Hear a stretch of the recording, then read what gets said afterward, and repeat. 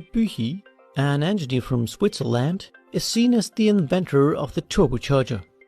At the time of its invention, and today, the turbo's purpose is to take advantage of the exhaust gas produced by the engine.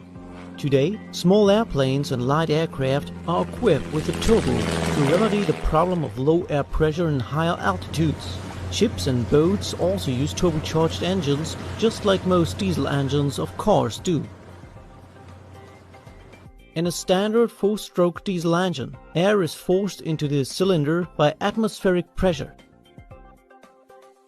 This is the reason why this kind of engine is known as a naturally aspirated engine. At times of high RPM, for example on the highway, the atmospheric pressure will not push enough air into the cylinder.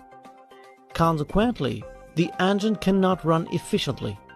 Here, the turbocharger comes into play. A standard turbo, as it is used in boats, airplanes and cars, is composed of a shaft with a turbine wheel on one end and a compressor wheel on the other end. The turbine wheel and the compressor wheel may look the same and are covered by a housing.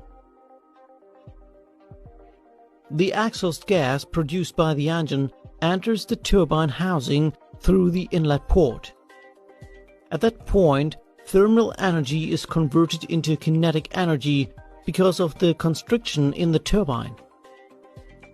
Consequently, the turbine is driven by kinetic energy. As the turbine wheel and the compressor wheel share the same shaft, the compressor wheel spins at the same speed as the turbine wheel. Consequently, the compressor wheel draws in air and compressor wheel draws in air and compresses it.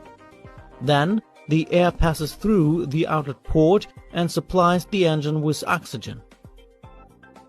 Let's have a look at the turbo and other components to have a better idea of the principle at work.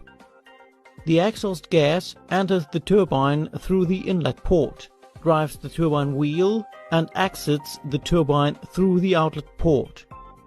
Hereby, the compressor wheel draws in air, compresses the air, and pushes it to the engine.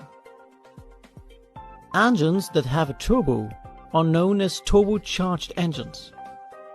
A turbo only works efficiently if other components are part of the entire system.